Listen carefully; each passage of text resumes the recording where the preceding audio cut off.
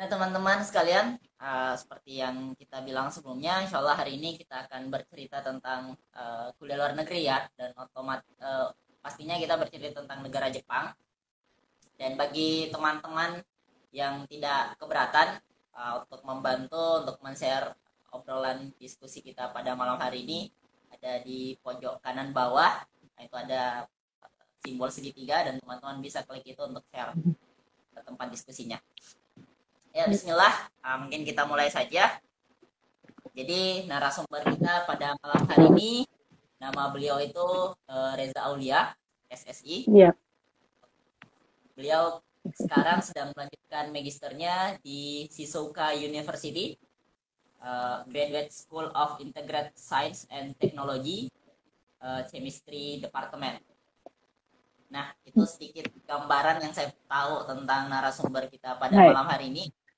Dan sebelum kita banyak bercerita dengan beliau, ada baiknya saya mempersilahkan dulu sedikit kepada beliau untuk menjelaskan atau menceritakan kepada kita kesibukan saat ini dan selebihnya. Saya persilahkan kepada Kak Reza. Oke, bismillahirrahmanirrahim. Assalamualaikum warahmatullahi wabarakatuh. Oke, terima kasih ya kepada Mas Archif ya panggilannya. Apa sih panggilannya nih? Archif boleh, panggil makan Archif juga boleh. Oke Mas Archif ya. Terima kasih tadi untuk pengantarnya. Jadi perkenalkan teman-teman semuanya, nama saya Reza Aulia, biasa dipanggil Reza atau teman-teman panggil Eja juga. Cuma Aulia jarang sih yang manggil. Nah sekarang itu kuliah di Shizuoka University di Jepang. Nama daerahnya juga Shizuoka gitu. Salah satu National University di Jepang gitu kan. Terus masih tahun pertama sebenarnya, tapi baru berangkat ke Jepang Maret ini karena Oktober kemarin itu Jepang masih tutup kan bordernya gitu. Jadi belum bisa masuk baik dari pekerja, pelajar itu belum bisa masuk Jepang. Nah, jadi baru bisa masuk Jepang itu sekarang gitu. Nah, jadi kemarin aktivitasnya dari Oktober sampai Februari itu online semua. Nah, alhamdulillah tuh sekarang karena udah sampai Jepang, jadi aktivitasnya udah masuk ke lab gitu. Jadi ibaratnya kayak apa ya, udah mulai apa sih namanya, kayak mulai presentasi kelompok sama, pokoknya intinya udah boleh bimbingan sama sensei gitu. Itu mungkin Mas Archif. Berarti belum lama ya main ke Jepangnya? Masih hampir 2 pekan baru sampai. Nah, itu mungkin sedikit seputaran profil ya teman ngobrolnya kita. Jadi saya sekedar mengingatkan lagi kepada teman-teman yang tidak keberatan, barangkali temannya kalian ada yang tertarik untuk kuliah di Jepang. Jadi teman-teman boleh men-share obrolan kita pada malam hari ini, share linknya biar yang lain juga bisa mendapatkan informasi. Nah, tadi kakak sudah cerita tentang sedikit aktivitasnya meskipun baru kurang lebih 2 pekan di sana. Saya sebenarnya penasarannya kenapa kakak termotivasi gitu untuk sampai ke Jepang? Karena kalau saya secara pribadi ketika kita berbicara sains itu teknik gitu, ITB ada tuh, kalau saya cukup ITB cukup lah, cukup bagus. Lalu pilih Jepang karena kita lihat banyak sebenarnya di negara-negara lain, Taiwan mungkin atau UK mungkin, Singapura gitu ya. Oke. Saya sih. Oke, jadi mungkin ini lebih banyak kayak cerita gitu ya. Nah, jadi kalau untuk mungkin untuk menjawab yang pertama tadi, kenapa kayak nggak di ITB aja gitu kan? Di ITB deket gitu cukup. Sebenarnya tuh apa ya namanya? Mimpi dari SMP ya dulu tuh keluar negeri gitu, karena dulu dari SD sampai SMP itu kan kayak masuk ke sekolah anak-anak yang apa sih, orang tuanya sering transfer ke luar negeri gitu. Jadi kayak mereka 9 bulan luar negeri, kayak setahun luar negeri itu kayak ngeliatnya iri aja gitu, kayak enak banget ya gitu bisa ikut orang tuanya ke luar negeri terus di sana ngerasain experience gitu, kayak atmosfer luar negerinya tuh pasti dapet banget. Dan mereka tuh apa ya namanya, kalau untuk bahasa Inggris ya ibaratnya nggak perlu belajar di sekolah lah, karena ibaratnya udah 9 bulan di Amerika gitu, ada yang di Eropa dan segala macam kayak gitu kan. Nah jadi itu waktu itu di sekolah memang apa ya namanya, di sekolah orang-orang yang notabene tuh mampu, tapi untuk bagi saya sendiri, saya tuh dapat kayak apa ya, kortingan gitu, makanya bisa sekolah di sana kayak gitu.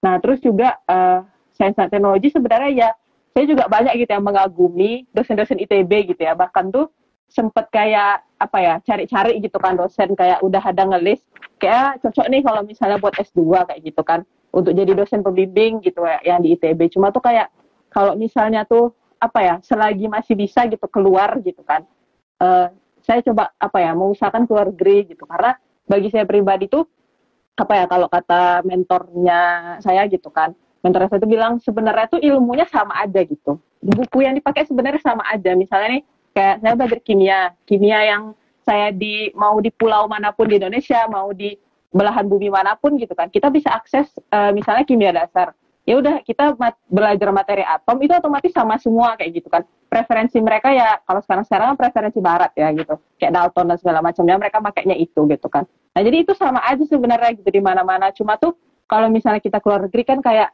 apa ya namanya saya tuh mikirnya ada sesuatu yang saya bisa dapetin di luar kayak gitu dan itu pasti kan berhubungan dengan cita-cita dan tujuan kita juga kayak gitu dan menurut saya tuh dengan saya tuh keluar negeri dan apa ya namanya berkuliahnya otomatis kan nggak dalam bahasa saya sendiri gitu. Nah itu kayak menjadi tantangan gitu aja sih kak gitu kan. Kalau misalnya keluar terus bahasanya nggak bahasa kita gitu, terus juga menghadapi culture yang beda-beda gitu kan. Apalagi nih Jepang gitu kan. Semuanya tuh di sini kayak apa ya? Ya udah berjalan aja gitu maksudnya tuh gini. Kalau di Indonesia kan kita misalnya nih kita ke stasiun bus gitu, kita bisa nanya tuh ke orang Mas Mbak Bu Bapak gitu kan bus tujuan ke sini tuh bus nomor berapa ya kita naiknya di terminal yang mana ya dan segala macam kalau di sini tuh orang semuanya tuh tertera gitu karena semuanya digitalisasi gitu kan mau kita cari di HP semuanya lengkap kayak gitu jadi kayak interaksi satu sama lain sama orang asing benar-benar kayak kurang gitu tapi ya itu tadi kebalikannya ya di sini fasilitas semuanya ada gitu jadi kayak kalau di sini tuh mau cari apa aja sebenarnya bisa gitu tergantung kita mau manfaatin fasilitasnya gimana gitu. Gitu sih Kak mungkin kira-kira jawabannya. Termotivasi banget ya intinya banyak belajar dari kecanggihan teknologi Jepang ya hingga menjadi inspirasi juga tertarik untuk berpetualang ke sana. Oh ya Kak, saya mau tanya itu ke Jepangnya beasiswa beasiswa atau gimana?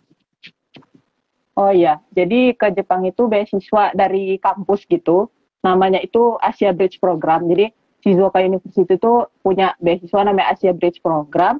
Itu khusus mereka sediain buat negara-negara berkembang itu kayak India, Bangladesh, Sri Lanka, terus Myanmar, Kamboja, Vietnam, Indonesia, Malaysia, Thailand gitu. Jadi ada 9 negara itu gitu kan. Nah jadi itu ke sininya pakai beasiswa gitu. Cuma memang nggak se-full yang kayak misalnya LPDP gitu-gitu. Oh itu kan kayak sultan ya, anak sultan gitu. LPDP.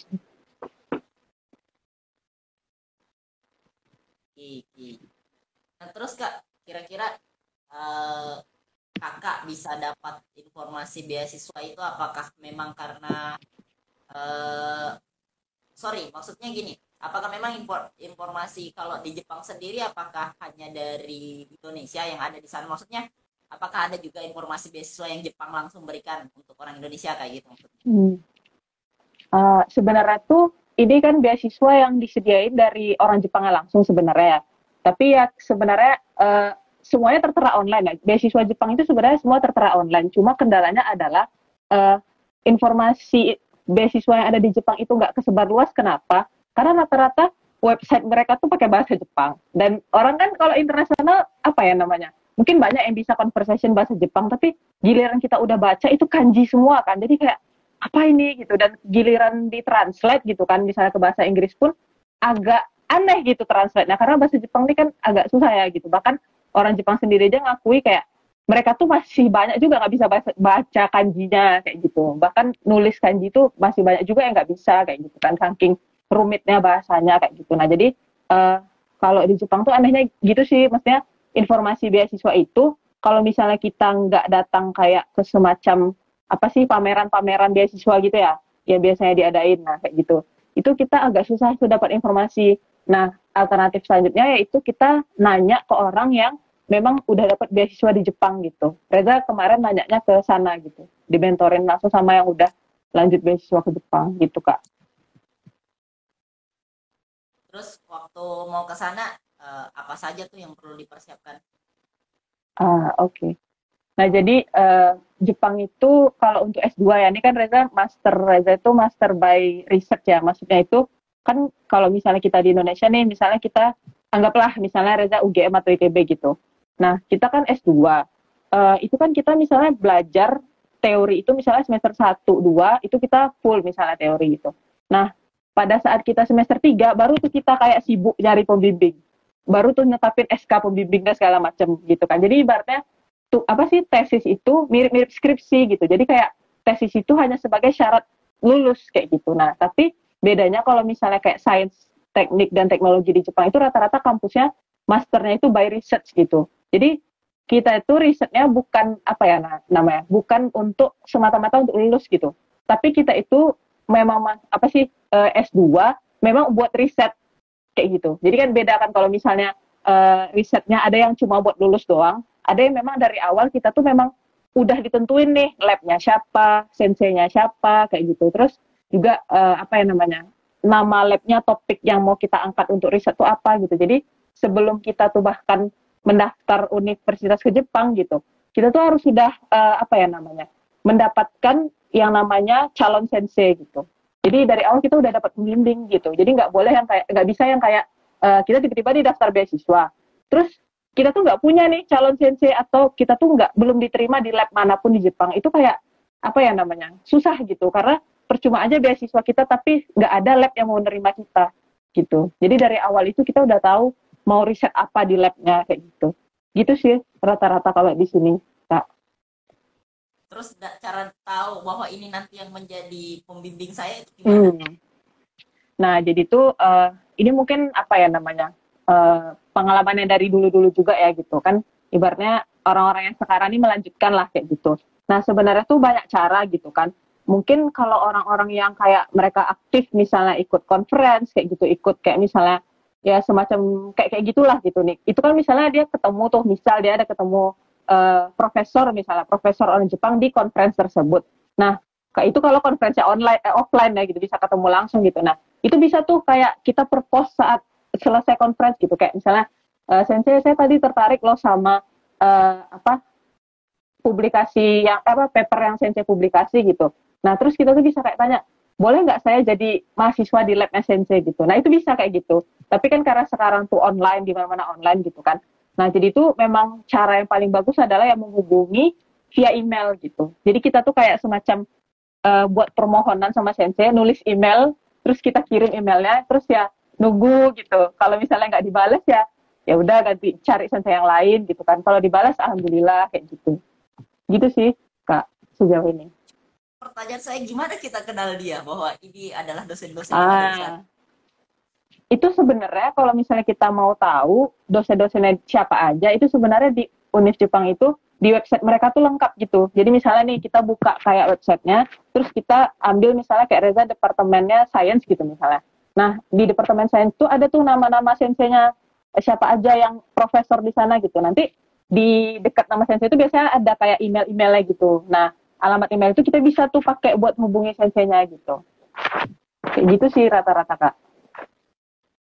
Nah, menarik informasi ya tentang bagaimana menemukan senseinya dan bagaimana berkomunikasi. Jadi sebenarnya kalau kita pikir, kalau saya secara pribadi pikir-mikir ketika memang orang itu tertarik dengan riset tertentu dan dia bisa menemukan profesor-profesor Jepang, meskipun dia nggak kuliah di sana, sebenarnya bisa aja tuh kan email si profesornya mungkin dalam tertentu gitu.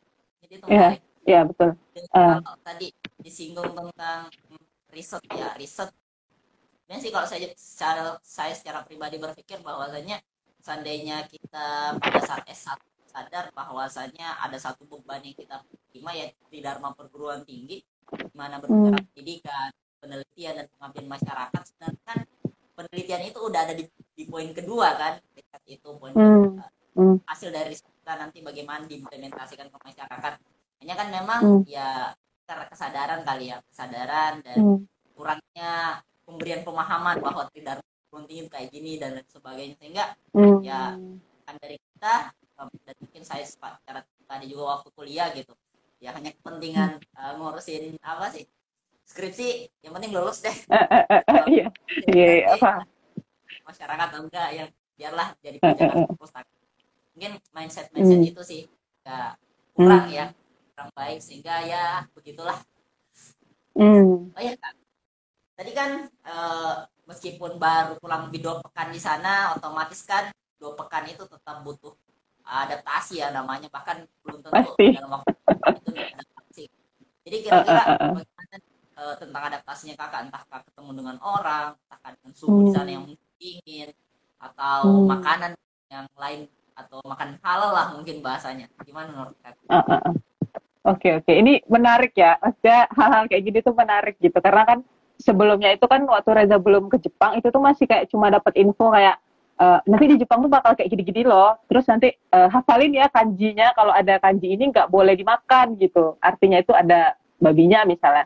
Terus Reza kayak, aduh Reza tuh kalau misalnya masih teori-teori gitu tuh kayak nggak dapet gitu. Nah, pas sudah sampai sini tuh kayak, apa ya namanya, ternyata tuh iya memang sulit ya beradaptasinya. Cuma kayaknya tuh nggak semenakutkan cerita orang-orang gitu. Kadang orang-orang ceritanya agak dibuat-buat gitu ya, lebay gitu kan. Padahal pas sampai sini tuh ya tergantung kitanya sih sebenarnya gitu. Tergantung pribadi kita, kita pengen mengapa ya namanya, pengen menghadapi itu atau tidak gitu. Nah, jadi kalau untuk yang kakak tanyakan tadi misalnya kayak misalnya Reza pas baru datang tuh gitu kan.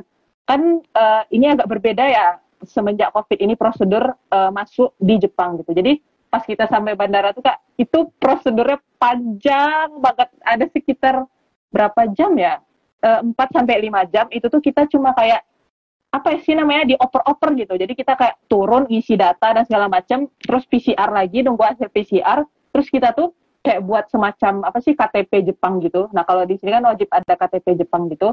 Nah terus habis itu kita apa ya dicek-cek koper dan segala macamnya, terus setelah itu kita karantina lagi gitu. Nah yang unik itu adalah memang di sini orang-orang itu sulit bahasa Inggris gitu. Bahkan di bandara itu kayak susah gitu mereka bahasa Inggris, orang-orang yang ada di bandara gitu. Jadi pas pertama itu Reza kan masih agak baru-baru juga sih sebenarnya belajar bahasa Jepang gitu. Karena juga kelasnya kan ambil yang internasional gitu. Jadi nggak wajib bisa bahasa Jepang gitu kan. Nah jadi pas datang datang ke sini tuh pas misalnya ditanya mereka ngomong apa tuh Reza cuma hai hai gitu gitu doang. Jadi kayak saking nggak ini yang nggak ngerti. Sampai Reza tuh setiap setiap inspeksi di bandara tuh Reza tuh nanya terus gitu kan, goa daijoubu desu gitu, jadi kayak bisa nggak apa bahasa Inggris nggak apa-apa atau bisa atau enggak gitu Reza tanya. Terus mereka tuh kayak coto katanya dikit doang kata dia kayak gitu. Aduh gimana nih Reza mikir gitu kan. Tapi tuh untungnya mereka apa ya, uh, apa sih namanya, mereka tuh walaupun nggak bisa ngomong bahasa Jepang gitu, tapi mereka tuh udah nyediain semua sistem tuh kan secara online gitu. Jadi pun kita ngisi-ngisi data itu kayak gampang aja gitu kak di sini gitu. Nah terus juga mengenai adaptasi sih ya mungkin gitu karena nggak terlalu bisa bahasa Inggris gitu kan. Nah terus juga sih mengenai makanan halal tadi gitu. Nah itu memang awal-awal sih kalau untuk makanan ya karena mungkin ada orang Sumatera gitu kan, apalagi orang Minang gitu. Jadi kayak lidah jadi udah lidah pedas gitu. Jadi kalau misalnya sampai sini tuh kayak kemarin tuh bener-bener hambar gitu sih, kayak rasanya kayak rasa kok kayak rasa nggak makan ya gitu. Jadi makan nasi misalnya pakai ikan gitu kan, kayak kok ini rasanya apa ya agak aneh ya gitu. Tetapi ya karena tiap hari di kayak gitu kan, jadi ya alhamdulillah lama-lama juga sih lidahnya nyesuaiin juga gitu kan. Nah mengenai halal food sebenarnya sih kalau sekarang itu udah enak banget sih gitu kan. Maksudnya tuh gini, kalau dulu kan memang kita harus tahu nih kanjinya apa terus kita lihat satu-satu kayak gitu. Nah kalau sekarang itu enaknya tuh gini, misalnya nih kita beli mau beli makanan gitu kan, kita ragu nih itu tuh ada komponen-komponen halal atau enggak. Nah itu kita pertama bisa tuh buka semacam website yang nentuin apa sih halal atau enggak. Itu tuh ada kayak sekalian kanjinya gitu. Misalnya kayak yang haram itu kanjinya tuh ini itu artinya ini kayak gitu. Nah terus setelah misalnya nih kita tahu kanjinya, terus kita tinggal pakai ini loh kak apa sih, kalau di Google kan ada Google Lens itu yang scan Google yang tinggal scan itu doang. Nah jadi kan itu kalau kita scan misalnya nih ingredients makanan itu tuh kayak langsung keluar gitu translatannya apa. Jadi kita tahu oh di dalamnya ada babi atau enggak gitu, dalamnya ada ayam atau enggak kayak gitu kan. Nah jadi sekarang tuh kayak lumayan lebih mudah sih gitu menurut Reza pribadi gitu. Cuma yang nggak mudahnya adalah justru pas Reza kesini gitu kan. Itu tuh Reza ditanyain kayak kamu sama orang Indo Muslim gitu kan juga ditanyain kamu halalnya strict apa enggak gitu. Reza mikir emang halal tuh ada strict apa enggak ya gitu. Perasaan kalau yang namanya halal itu ya kalau udah halal ya halal aja gitu. Kalau udah haram ya haram aja gitu. Emangnya ada yang aku halal tapi 50% deh gitu kan nggak bisa sebenarnya gitu kan. Nah jadi tuh itu sih yang agak Reza aneh gitu. Justru orang Jepangnya, orang sini itu tuh malah tertarik gitu. Kayak misalnya Sensei Reza sendiri, beliau tuh sampai sekarang itu kayak kepo gitu. Sebenarnya apa sih kamu tuh makanan halalnya apa aja sih kayak gitu. Terus sampai dia nanya kenapa ini tuh nggak halal, kenapa yang ini tuh boleh dan segala macam tuh Sensei Reza tuh kepo gitu. Jadi bahkan pun beliau kalau misalnya mau ngajak makan gitu, itu beliau tuh sampai nyari yang restoran halal gitu. Saking nggak maunya, saking takutnya mengganggu keyakinan kita kayak gitu. Kalau soal itu sih aman, mereka halal haram di sini mereka oke. Kalau di Jepang, respect mereka, respect banget. Gitu sih Kak. Masih di mute kayaknya Kak suaranya. Nggak kedengaran. Lupaan. Kalau berbicara tentang suhu gimana? Suhu ya. Jadi itu sebenarnya kan April ini itu udah masuk musim semi kan. Jadi itu kan bunga sakura sebenarnya udah banyak tuh. Nah, tapi kemarin pas Reza datang tanggal 20 ya di sini, itu tuh sempat di Tokyo sehari masih hujan salju gitu. Jadi kayak masih peralihan gitu, masih dingin. Jadi katanya tuh tahun ini, kalau dari informasi orang Jepangnya, di daerah Reza kan di Shizuoka, itu lumayan dingin dari tahun-tahun sebelumnya gitu. Dinginnya tuh lebih dingin kayak gitu. Dia Reza tuh kayak dibilang, untung kamu datangnya nggak musim dingin. Kalau nggak kayaknya, apa ya, Reza kemarin kan ini udah mau habis musim dingin. Nah itu aja Reza tuh kayak mimisan gitu karena nggak ini kan nggak tahu sih kenapa gitu mungkin karena nggak tahan ya sama suhunya baru pertama kali beradaptasi gitu Kak. Lumayan sih dingin apalagi hari ini hujan dingin. Terus kira-kira saya ini mungkin pertanyaannya belum terlalu ini ya karena baru 2 pekan Gak apa. Terlalu berpetualang mungkin ya 2 pekan itu. Cuman kira-kira selama 2 pekan ini apa saja mungkin hal-hal yang membahagiakan atau bahkan hal-hal yang bikin repot gitu selama di sana, suka duka mungkin bahasanya. Oke. Pertama mungkin dukanya dulu ya. Jadi pas sampai sini tuh banyak kayak simbol-simbol sebenarnya normal sih ya kayak misalnya nih orang-orang ke Indonesia kayak simbol-simbol di jalanan atau simbol-simbol di gedung misalnya kayak pintu masuk aja gitu. Itu kan nggak semua toko atau nggak semua tempat itu ada kayak bahasa Inggrisnya kayak gitu. Sebenarnya normal sih di negara-negara manapun ya.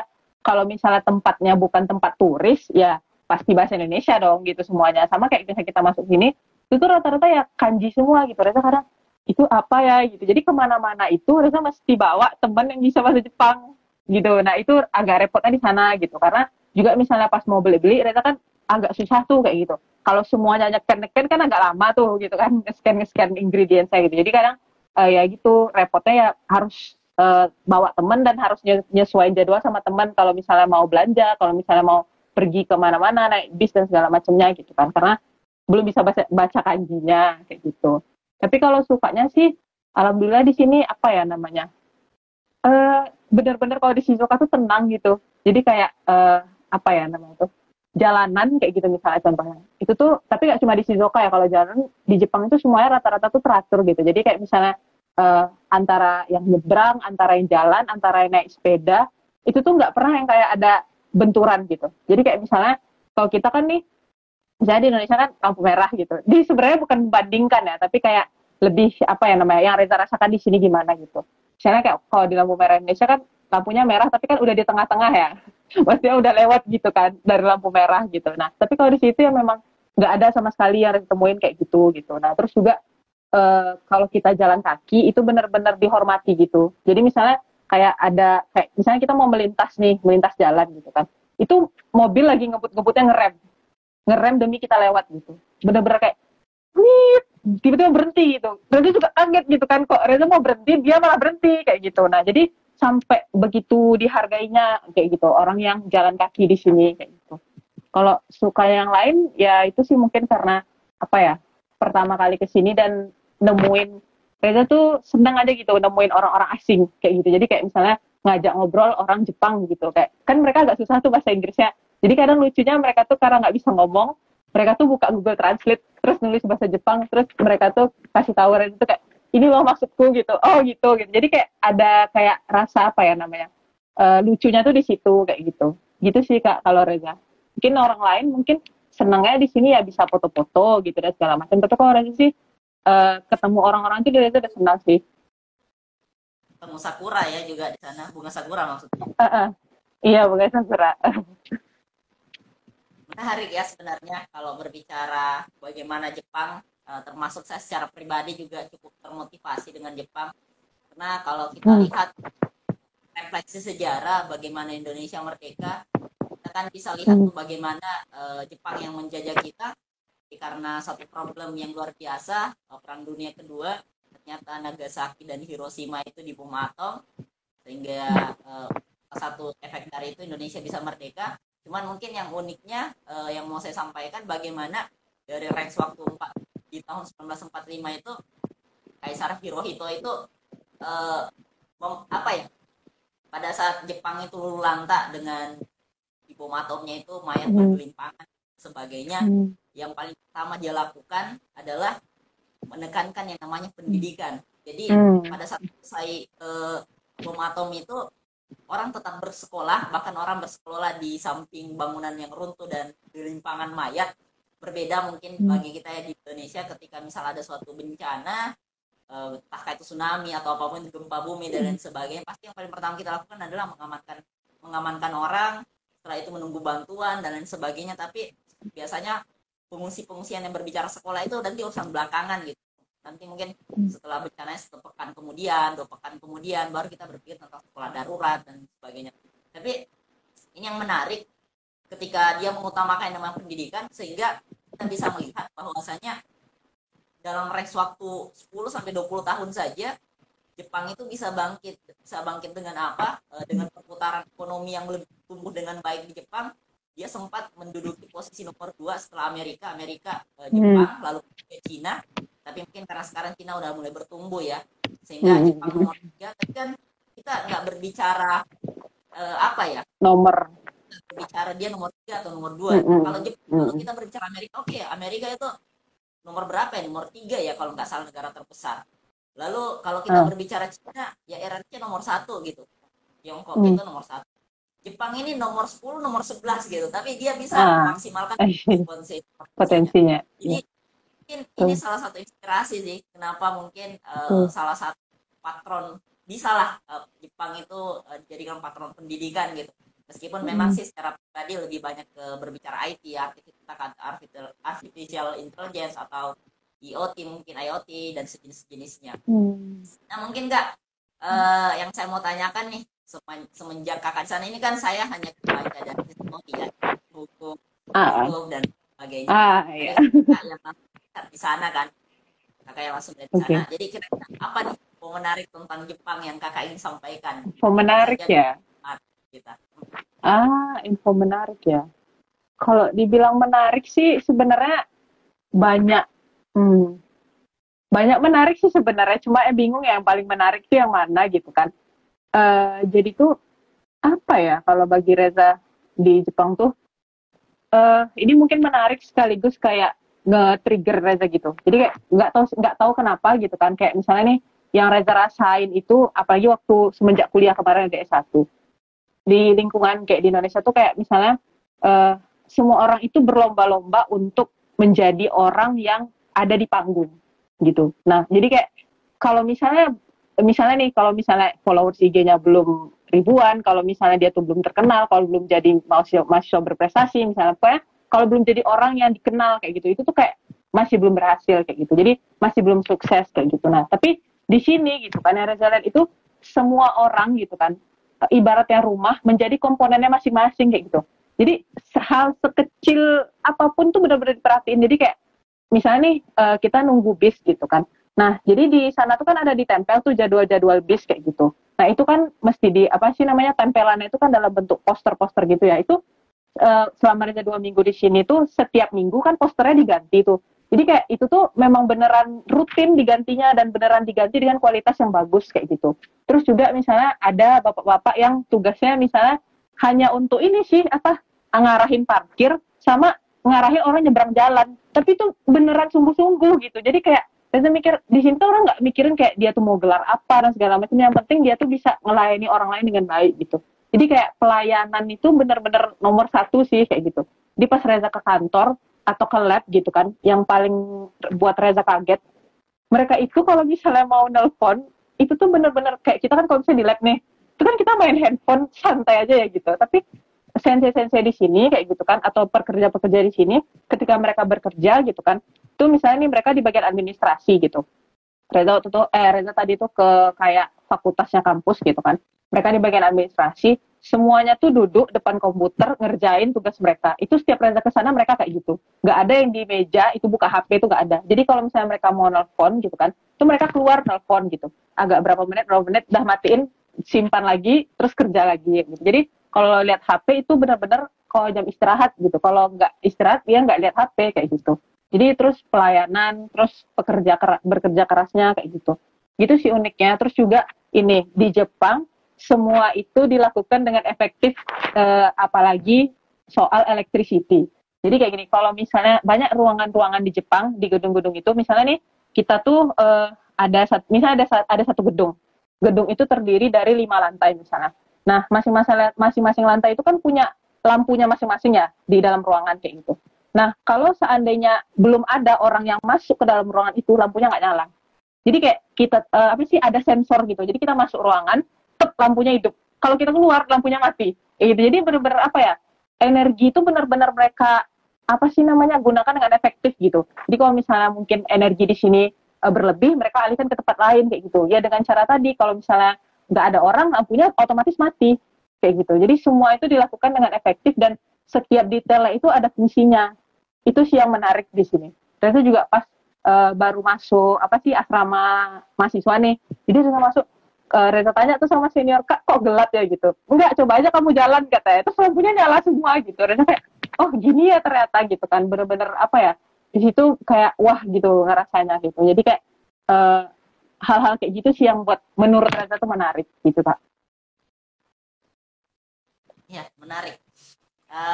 Ketika bercerita tentang IoT ya, tentang bagaimana sensorik dan lain sebagainya, karena kebetulan kan saya basicnya teknik informatika, jadi mungkin lebih banyak berbicara tentang artificial intelligence dan berbicara tentang programming lah mungkin, meskipun saya bukan programming ya, lebih banyak berbicara itu. Dan saya penasaran juga sih tentang bagaimana tadi bercerita tentang bangunan, bagaimana efisiensi energi. Dan saya teringat satu hal tentang bangunan, karena Jepang itu menurut saya salah satu negara yang cukup rawan gempa. Dan uniknya, ketika berbicara gempa itu orang malah diminta untuk lindung ke dalam bangunan. Nah, bedanya mungkin dengan Indonesia, ketika terjadi gempa justru kita diminta untuk keluar dari bangunan. Keluar dari bangunan. Keluar. Jadi bahkan kapan ya, tahun kemarin atau kapan sih itu pernah viral gempa dengan 8 skala Richter lebih, mereka malah joget-joget dalam bangunan gitu, maksudnya dan tenang gitu.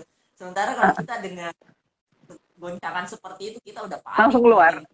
Iya ya, kepikiran saya sebenarnya, kenapa sih kita nggak pernah, maksudnya kita di sini dalam arti Indonesia, kita nggak pernah berpikiran buat bangunan yang anti gempa kayak Jepang, sehingga kita kan sadar bahwa Indonesia ini banyak rawan gempa. Berpikir seperti itu ya kira-kira. Bener-bener. Iya ya.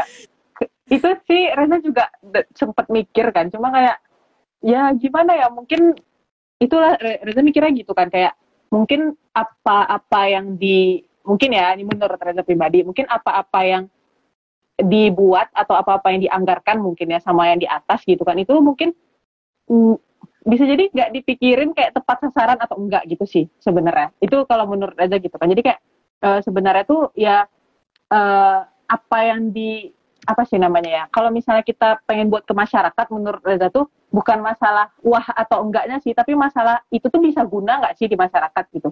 Dan itu sih yang masih kurang kesadaran itu menurut Reza gitu. Itu tuh bisa dipakai nggak sih buat orang banyak gitu kan. Nah itu mungkin banyak PR sih kalau di sana ya. Susah sih. Soalnya bangunan anti gempa juga itu butuh sebenarnya orang Indonesia pasti udah banyak yang riset tentang itu, apalagi yang studi-studi ke Jepang pasti banyak itu kan.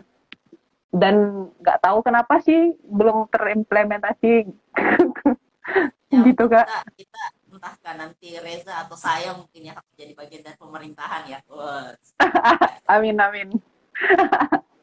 ya Aduh. sih, menarik menarik sih cerita-ceritanya. Jadi kalau teman-teman ini kita refleksi sedikit tentang Jepang, karena sebenarnya saya secara pribadi penggemar Jepang sih, tapi bukan Ah, penggemar apa ya, ya wibu begitu wibu. lah. Wibu ya, nggak wibu juga sih.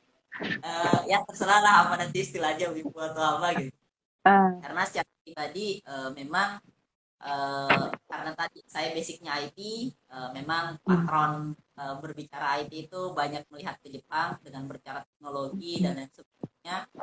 Dan kalau kita berbicara refleksi sejarah tentang Jepang tadi, jauh sebelum kita berbicara kepemimpinan Hirohito, kita melihat bagaimana Jepang yang begitu tertutup, Jepang yang begitu kolot. Kalau teman-teman yang menonton live IG ini pernah melihat anime yang namanya One Piece, One Piece kalau sekarang itu episodenya lawan Kaido ya, lawan Kaido nggak di nonton Reza, tempat yang nggak Jepang. nonton.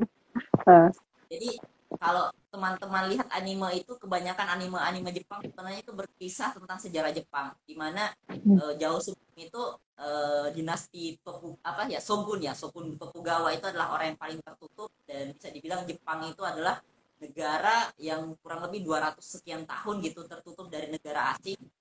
Dan uniknya pada saat kapal-kapal Inggris itu pertama kali mendarat di sana, orang-orang Jepang itu kaget. Wah, hmm, ini yang namanya kecanggihan teknologi saat ini ya. hmm, Kapal-kapal hmm, dengan dan sebagainya.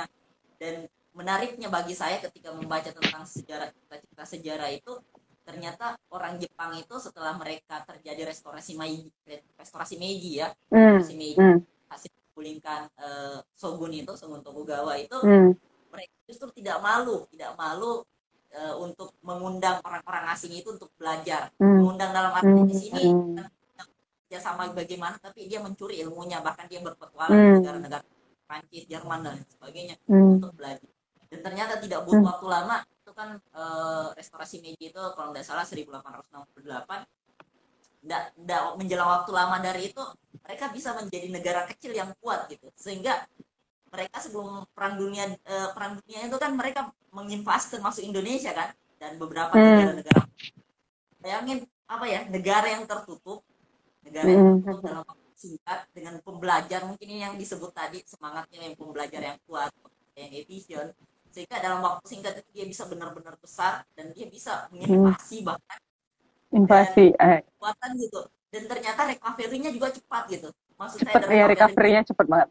Eh. setelah dia dibom atom gitu, ternyata bangkit juga dengan cepat lagi. Nah, ini untuk refleksi bagi kita. Saya nggak tahu mereka metode belajarnya bagaimana, atau Iya, iya. metode motivasi ya, motivasi mereka dalam belajar, atau mungkin karena kecintaan mereka terhadap negaranya. Saya kurang paham tentang itu, tapi ketika kita Hmm. merefleksi sejarah, saya ya mungkin ini menarik untuk Ah, diperbincangkan. hai, hai, Nah hai. kak, mungkin ini pertanyaan terakhir nih, karena kurang lebih udah Oke, oke. 40 kita ngobrol-ngobrol. Kira-kira udah, saya nggak tahu ya ini udah kebayang atau belum, karena juga masih 2 pekan kan di Jepang sana, tapi Ah, ya jawaban kakak. Kira-kira nanti kalau balik ke Indonesia sudah ada kepikiran nggak sih, oh saya mau buat ini di Indonesia, oh saya mau apa sih, hmm, transfer ya, bukan transfer ilmu-ilmu hmm. dari Jepang bidang ini ke Ah, Indonesia, apalagi I see. basicnya kimia ya kalau nggak salah. Iya, Kimia, iya. apa tuh kira-kira?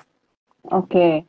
Oke, ini apa ya namanya? Sebenarnya tadi mau ngomongin ini juga, tapi tadi agak terputus ya. Nah, jadi itu kalau Reza sendiri kan sebenarnya basic Reza tuh di kimia gitu. Sebenarnya tuh salah satu alasan ke Jepang juga gitu. Dan ini menurut Reza juga alasan yang lumayan gede gitu ya, lumayan besar. Itu adalah apa sih keresahan Reza juga gitu. Nah, sebenarnya bisa gitu kan. Reza tuh misalnya nih, Reza kan sekarang topiknya kimia kuantum ya gitu. Jadi kayak apa namanya tuh kimia modern kayak gitu kan. Lebih kayak ke molecular dynamics gitu gitu. Kalau misalnya kita kan kalau di kimia konvensional itu kan kita masih kayak sintesis-sintesis ya. Kita tuh belum bisa yang namanya memprediksikan molekul gitu.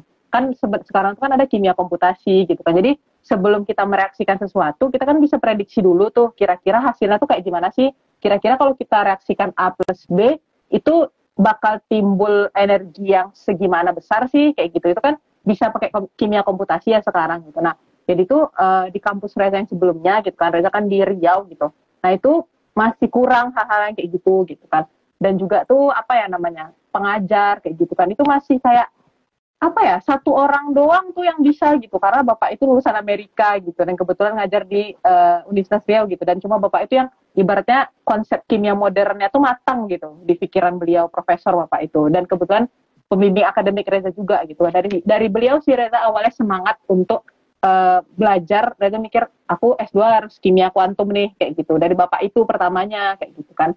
Nah terus juga apa ya namanya tuh, jadi cita-cita terbesar sih sebenarnya memang balik ke daerah ya gitu kan, balik ke daerah mengajarkan konsep-konsep berpikir di dalam kimia kayak gitu.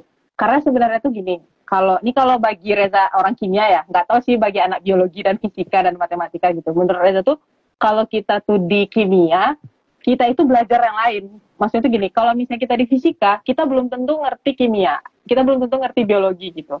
Tapi kalau misalnya kita tuh di kimia gitu kan, kita tuh kayak kami tuh ada belajar kimia fisika gitu. Kayak Reza sekarang topik Reza tuh kimia fisika di bagian kimia kuantum gitu kan. Dan kita juga ada belajar biokimia, itu biologi dan kimia gitu. Jadi kimia itu sangat relate dengan semua ilmu kayak gitu. Jadi matematika dipakai, fisika dipakai, biologi dipakai, kimianya apalagi gitu kan. Kan kita ibaratnya tuh dari skala atom ya. Kita tuh mengetahui sesuatu tuh sampai ke atom-atomnya kayak gitu. Nah, makanya apa sih namanya tuh, Reza tuh mikir konsep-konsep berpikir di kimia itu sangat bagus diterapkan kayak gitu di Indonesia kayak gitu. Mungkin kalau yang jangka panjang banget pengennya tuh kan punya kayak sekolah sains sendiri gitu. Kayak sekolah sains yang memang kurikulumnya itu yang disusun sendiri atau mungkin sama tim nanti kayak gitu kan. Tapi itu mungkin jangka panjangnya kayak gitu kan. Nah, mungkin pas balik ke Indonesia itu jangka waktu yang paling dekat sih apa ya namanya, coba terjun memang mungkin di pengajar kali ya, pengajaran peneliti untuk sejauh ini gitu. Kalau sebenarnya peneliti sih kayaknya masih di Jepang dulu gitu kan kalau untuk peneliti, karena di sini alatnya lumayan lengkap gitu, dan apa ya, kalau misalnya kita analisis dan segala macamnya ya nggak perlu pindah-pindah lab lah kayak gitu. Jadi kayak dalam satu lab tok gitu, lengkap gitu. Jadi kita bisa analisis apa aja kayak gitu. Nah, itu enaknya sih kalau di sini kayak gitu. Jadi kontribusi ya namanya, kayak kayak jangka panjang. Jangka panjangnya itu pengen punya sekolah sendiri, nanti yang basicnya itu berpikir science kayak gitu kan. Nah, tapi tetap ya mengedepankan religion gitu kan. Sebenarnya itu kan nggak bisa dipisah gitu ya gitu. Nah, tapi mungkin sekarang udah banyak ya orang-orang yang mencetuskan sekolah-sekolah sains Quran kayak gitu-gitu ya. Nah, mungkin Reza bakal banyak mencari tahu itu sih kayak gitu, dan masih pengen menyusun kayak semacam gimana sih ya membuat grand design ini biar bisa terrealisasi. Nah kayak gitu. Nah jadi kan Reza kayak sering lihat tuh kayak story Mas Arsif kan keren-keren ya gitu. Mas Reza tuh kok bisa kepikiran ya sampai sana gitu. Reza kayak banyak dapat inspirasi kayak gitu. Nah jadi tuh kalau untuk tujuan apa sih kalau balik ke Indonesia gitu sih Mas untuk ininya. Menarik. Saya juga sebenarnya nggak terlalu paham sih tentang kimia atau fisika, karena memang saya waktu SMA itu IPS, ya, IPS, cuman nggak tahu kenapa dari IPS dia lebih tertarik ternyata ke IT.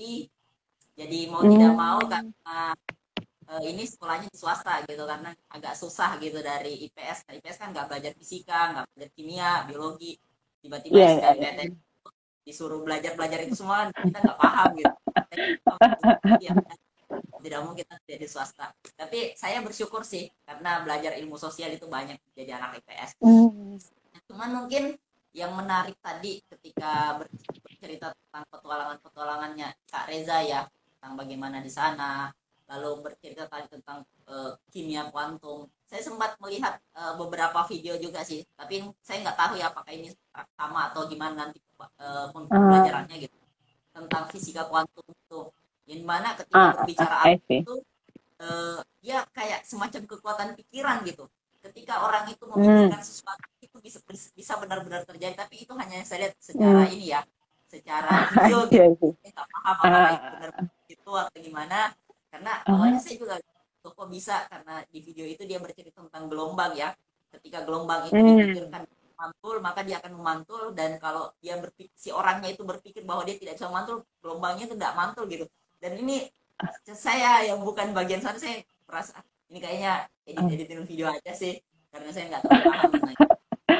I see, I Tapi see. mungkin yang menarik ketika tadi bercerita tentang kimia dan religi, ya, religius gitu.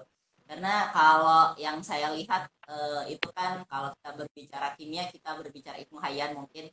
Hayyan Hmm. bagaimana yang klaim sebagai bapak kimia, Hmm. meskipun saya banyak belajar tentang Hmm. sejarah beliau atau apa, tapi mungkin yang saya mau kutip bahwa kebanyakan ulama-ulama kita pada masa itu adalah orang-orang yang polimer, meskipun dalam masterpiece-nya ya, karya masterpiece-nya mungkin Ibnu Hayyan itu lebih banyak dikenal sebagai orang kimia gitu dibanding mungkin karya-karyanya yang lain, tapi tidak menutup kemungkinan karena berkata bahwa mereka polimer, otomatis dia tidak menguasai atau dia tidak pakar hanya dalam satu bidang keilmuan, melainkan multidisipliner gitu, Hmm.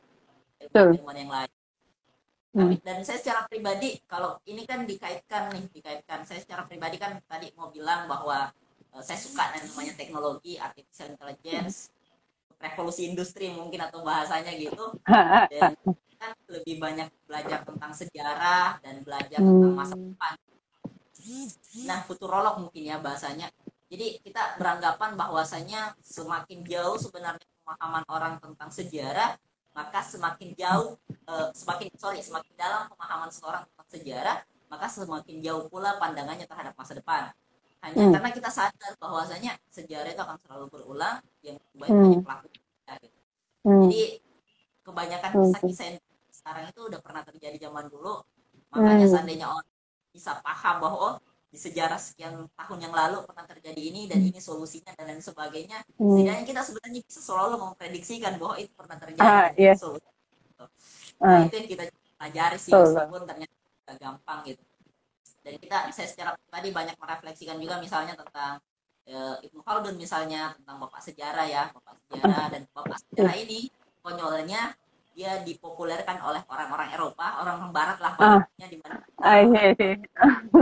atau mungkin karena lebih banyak IT, kita mungkin bisa bercerita tentang Al-Khwarizmi, Bapak Al-Jabar Hmm. Hmm. gitu. Dan kita banyak sih belajar, saya secara pribadi banyak belajar tentang itu. Dan satu kesimpulan yang mendasar saya simpulkan setelah melihat tentang ulama-ulama yang polimet itu, mereka bisa menciptakan karya-karya mereka dengan masterpiece seperti itu.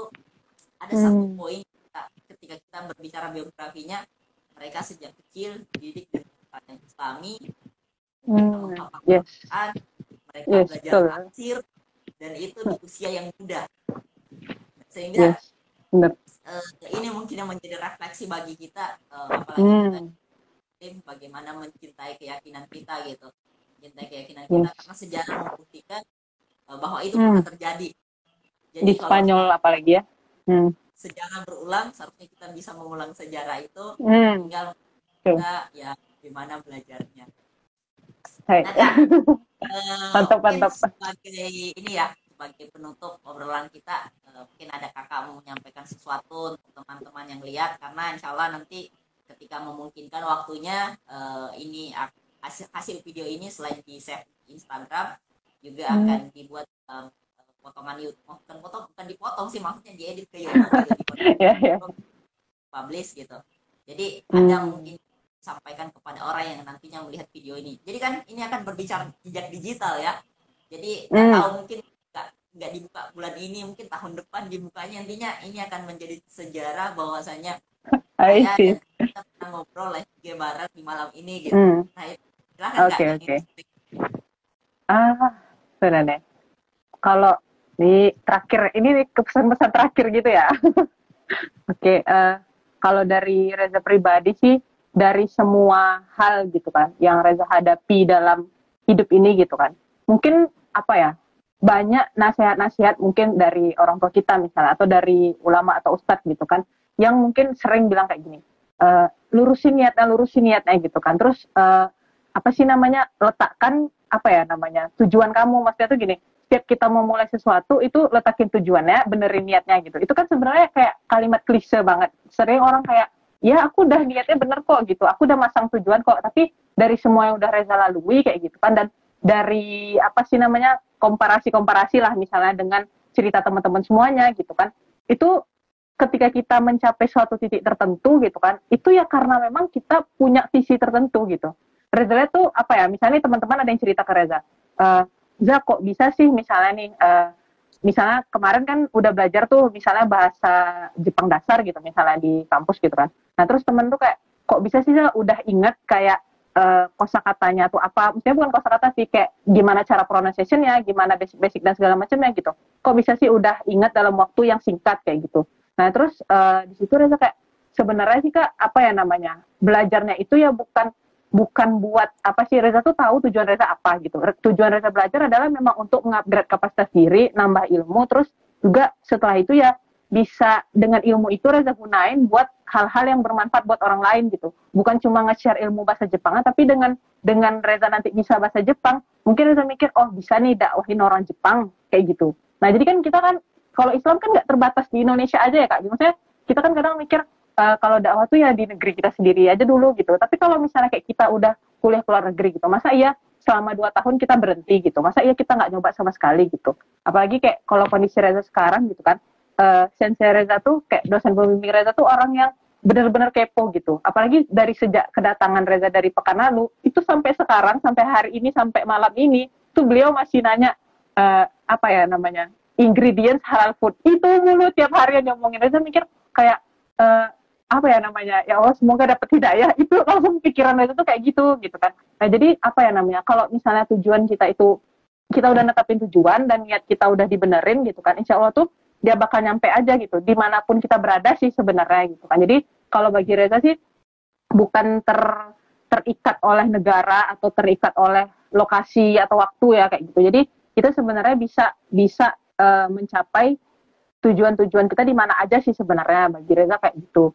Terus juga apa ya, mungkin banyak kayak miskonsepsi yang terdapat apa ya, yang teman-teman mungkin pikirin gitu ya, apalagi teman-teman Reza di Indonesia, kayak misalnya kuliah ke luar negeri itu, ini mungkin kita bicara yang apa ya Kak, balik ke awal gitu ya. Mungkin kuliah ke luar negeri itu sesuatu yang nggak mungkin gitu. Terus juga kuliah ke luar negeri itu sesuatu yang sulit kayak gitu. Kendalanya mungkin di bahasa, karena bahasa kita nggak bisa ngobrol atau kita nggak ngerti orang ngomong kayak gitu kan. Atau mungkin nanti kita yang masuk labnya misalnya nggak bisa beradaptasi dengan orang-orang Jepangnya, karena jujur Kak, susah beradaptasi dengan mereka tuh kayak, misalnya nih hari ini kita jumpa mereka kenalan, besok itu mereka bisa kayak tiba-tiba nggak pernah kenal kita. Itu kayak gitu terjadi Kak. Jadi kayak wah gitu, gua kaget nih gitu. Tapi alhamdulillahnya di lab Reza tuh yang sama-sama master mereka tuh nggak kayak gitu. Tapi banyak cerita senior yang kayak gitu. Nah jadi apa ya namanya, memang tantangan itu pasti banyak gitu kan. Terus juga apa ya namanya, pokoknya teman-teman masih banyak lah berpikir hal-hal mustahil untuk mempersiapkan studi ke luar negeri kayak gitu. Nah jadi apa ya, kalau mungkin Reza bisa sampein kayak gitu kan, sebenarnya kuliah ke luar negeri itu bukan butuh sesuatu yang, kita tuh bukan harus orang yang jenius kok gitu.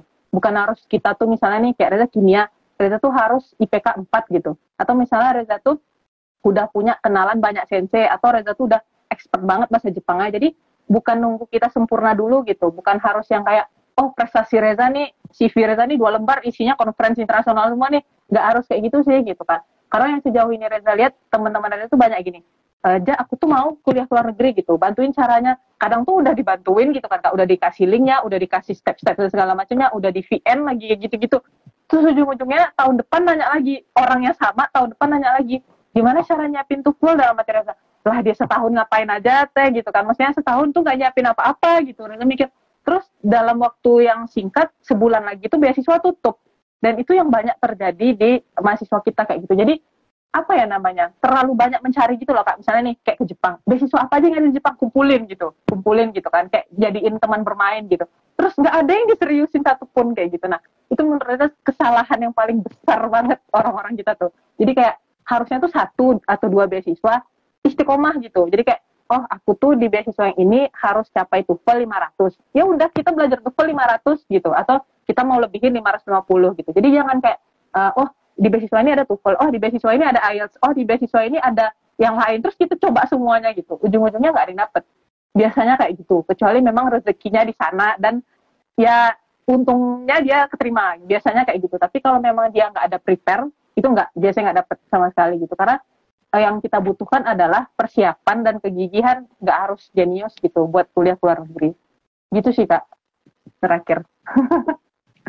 Menarik panjang ya terakhir, dan mungkin sebagian masih kepada ceritanya sampai Jepang.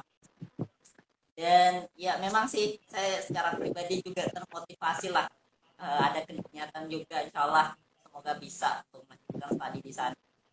Kalaupun Amin, nggak amin. melanjut studi dalam apa sih titel gitu ya, minimal mungkin bisa belajar riset.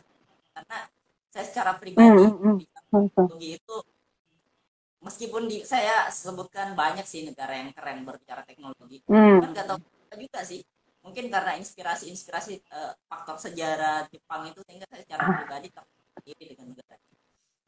Nah begitu lebih teman-teman. Oh ya, sebelum kita mengakhiri live kita pada malam hari ini, mungkin saya izin menyampaikan informasinya adalah, informasinya yang pertama, karena mungkin besok kita sudah mulai memasuki bulan Ramadan, kita akan, biasanya kan jam live-nya kita 8 WIB ya, 8 WIB, tarawih, mungkin akan berubah, itu entah di jam 9 WIB atau mungkin 9.30 bisa jadi. Tapi ketika memang nanti waktunya itu tidak terlalu memungkinkan karena terlalu malam, mungkin live-nya akan berubah, atau mungkin kita pending dulu sebentar Ramadan, karena mungkin saya secara pribadi di pagi atau siang hari agak ribet untuk ngobrol-ngobrol seperti ini.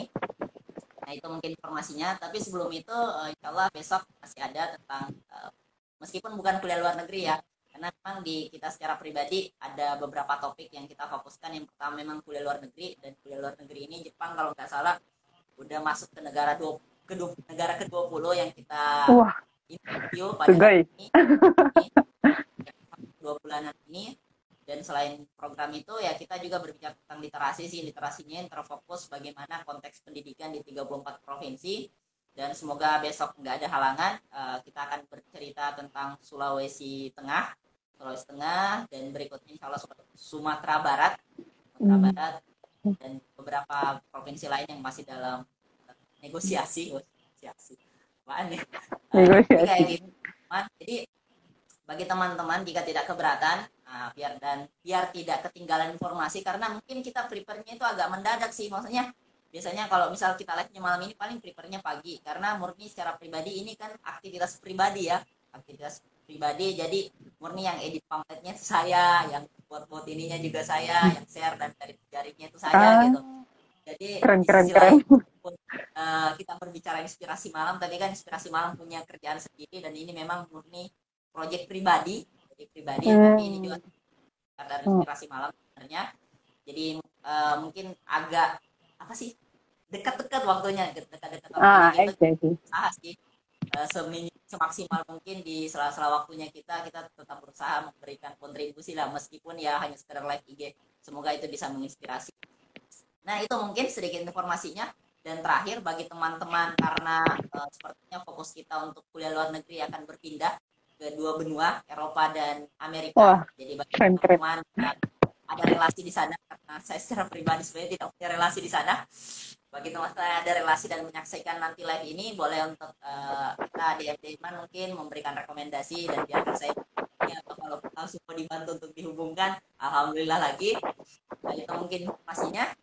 Kurang lebih mohon dimaafkan karena kita udah terlalu banyak ngobrol nih, dan mungkin ada salah-salah kata secara pribadi, maka yang saya sengaja atau saya sangat sengaja. Tapi sebenarnya kita hanya berusaha berbagi malam hari ini, dan kalaupun ada salah pribadi atau salah informasi tadi yang saya sampaikan tentang sejarah dan sebagainya, murni itu dalam kesalahan saya secara pribadi dalam belajar, dan ketika ada yang benarnya berarti itu murni anugerah gitu buat teman-teman, karena itu adalah yang benar. Mungkin satu kalimat sebagai penutup saya pada malam hari ini, kamu kapan gabung IM? Lebihnya mohon dimaafkan. Saya hidup subhanallah wa bihamdihi, la ilaha illa anta, astaghfiruka wa atubu ilaik. Assalamualaikum warahmatullahi wabarakatuh.